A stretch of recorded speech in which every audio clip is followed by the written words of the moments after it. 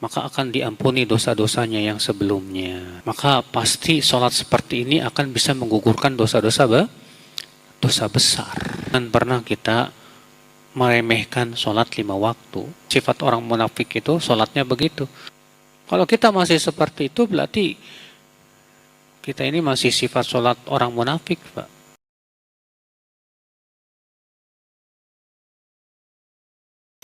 Syekh bin Baz dalam hal ini merojihkan pendapat jumhur. Allahu a'lam, ya. Kalau saya condong dalam hal ini kepada pendapat Syekh Albani rahimahullah. Artinya sebatas sholat 5 waktu saja betul menggugurkan dosa-dosa kecil, sahih.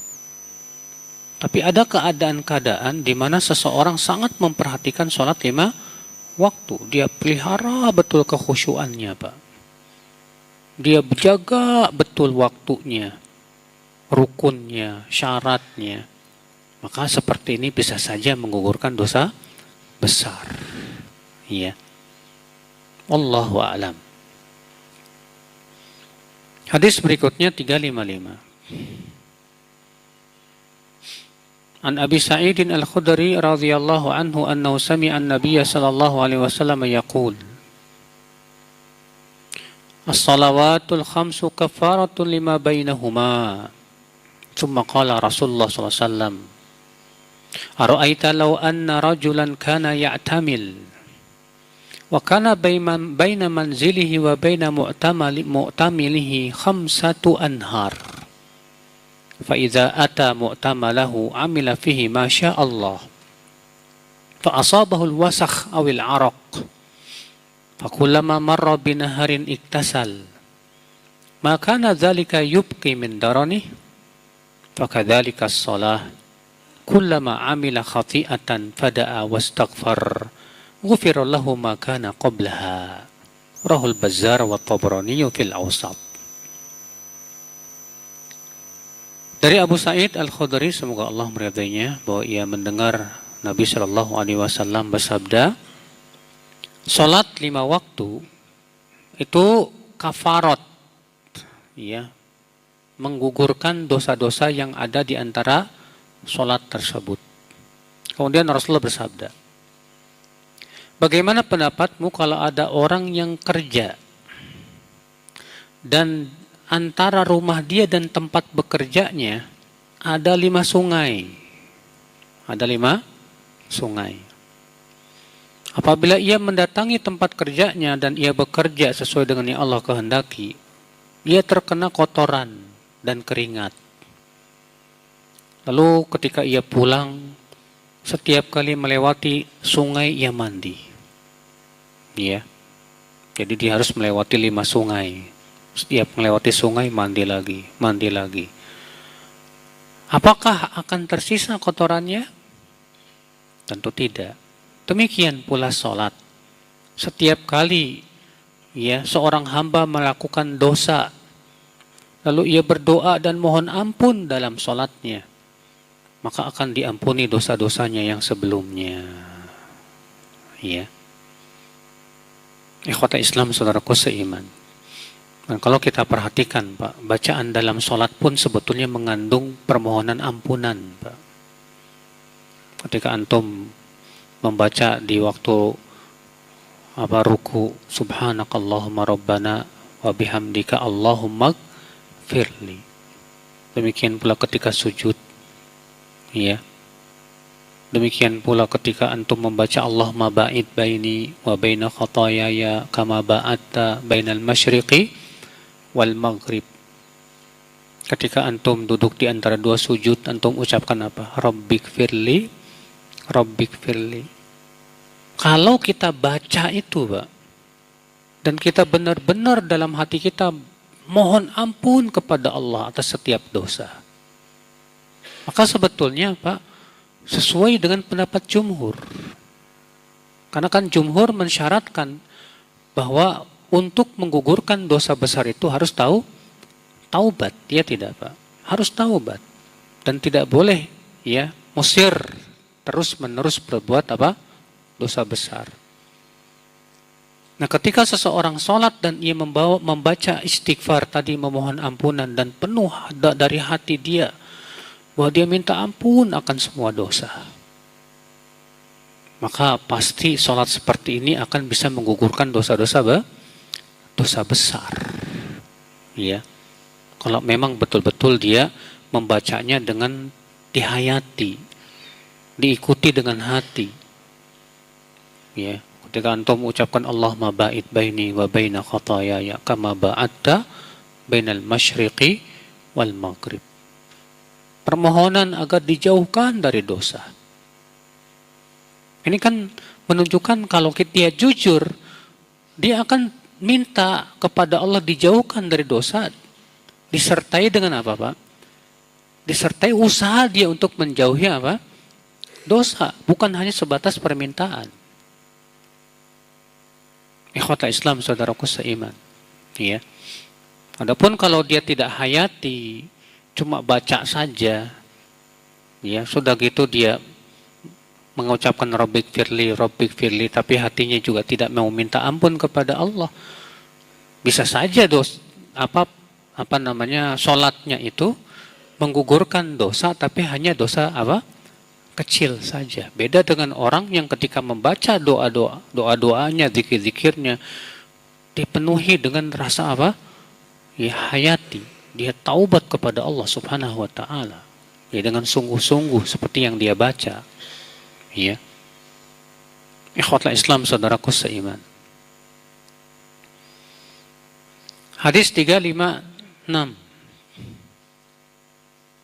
Wa an Jabir radhiyallahu anhu qala qala Rasulullah sallallahu alaihi wasallam mathalu salawatil khams kamathali nahrin jarin ghamrin ala babi ahadikum yaktasilu minhu kulla yawmin khamsa marrat.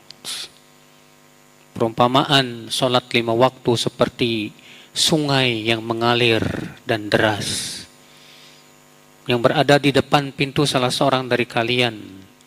Ia mandi di sungai tersebut setiap harinya 5 kali. Masya Allah. Ya, sungainya mengalir deras lagi. Sudah otomatis akan membersihkan dosa sebersih-bersihnya. Akhul Islam. Hadis 357. Wa an Abdullah bin Mas'ud radhiyallahu anhu qala qala Rasulullah sallallahu alaihi wasallam tahtariquna fa idza shallaitum subha ghasalatha thumma tahtariquna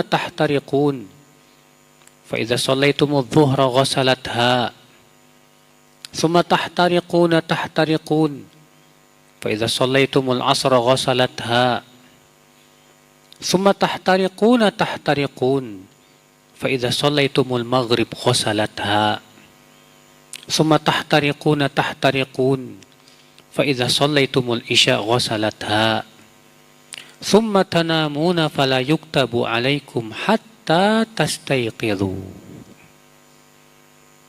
Kalian terbakar. Ya. Artinya taqauna fil halak.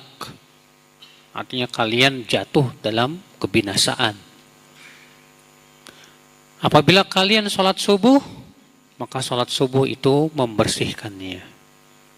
Kemudian kalian kembali terbakar. Apabila kalian sholat zuhur pun kemudian mensucikannya lagi, membersihkan. Kemudian kalian terbakar lagi dan terbakar. Apabila kalian sholat asar, maka sholat asar itu mencucinya lagi. Kemudian kalian terbakar dan terbakar. Apabila kalian sholat maghrib, maka sholat maghrib itu apa? Mencucinya lagi. Kemudian terbakar lagi. Apabila kalian sholat isya, maka sholat isya itu apa? Mencucinya lagi. Kemudian kalian pun tidur dalam keadaan tidak ditulis atas kalian dosa-dosa sampai kalian bangun tidur. Ya. Dikeluarkan Al-Tabrani dalam Al-Awsat dengan sanad yang hasan. Lihat akhwal Islam, Rasulullah SAW menyebutkan bahwa yang namanya manusia ya tidak akan lepas dari dosa. Makanya kata Rasulullah, kalian terbakar dan terbakar. Ya. Tapi kalau sholat, Masya Allah, bersih lagi, bersih lagi, bersih lagi. Ini subhanallah Pak, keadaan orang yang sholat ini luar biasa. Orang yang sholat ini istilahnya Pak, dia memiliki sesuatu yang bisa membersihkan dosanya. Kalau orang yang tidak sholat, khalas, terbakar terus. Nasallallahu salamata wal afiyah. Makanya alhamdulillah, sholat 5 waktu ini luar biasa sekali Pak. Kita ini sangat membutuhkan sholat 5 waktu. Maka jadikan akhi, sholat 5 waktu itu kebutuhan Pak. Jangan pernah kita meremehkan sholat 5 waktu. Allah berfirman, hafidhu ala sholawati was sholatil wusta. Jaga oleh kalian dengan sungguh-sungguh sholat 5 waktu, terutama sholat wusta, yaitu sholat asar. Wa qumu lillahi qanitin, dan berdirilah untuk Allah dengan penuh kunut. Kunut itu artinya dawamut ta'ah. Ya, senantiasa di atas ketaatan akan Islam. Kita ini jangan sampai Pak, sholatnya itu kayak orang munafik Pak. Antum tahu sifat sholat orang munafik? Allah menyebutkan dalam surat An-Nisa, sifat orang munafik itu sholatnya begitu. Wa idza qamu ila sholati qamu kusala yura'unan nas wa la yadhkurunallaha illa qalila. Apabila mereka berdiri untuk sholat, mereka berdiri dengan malas. Mau pergi sholat malas. Dan apa yang terjadi? Ketika sholat pun dia jarang mengingat Allah. Ketika sholat pun yang dia ingat cuma dunia. Ya, jarang mengingat Allah. Kalau kita masih seperti itu, berarti kita ini masih sifat sholat orang munafik Pak. Ya. Maka dari itu ketika kita sholat, fokus Pak, mengingat Allah, mengingat kematian, memahami ayat-ayat yang dibaca, supaya kita tidak termasuk orang-orang yang sifat sholatnya tadi kayak orang munafik, naudzubillah, nasallallahu salamata wal afiyah.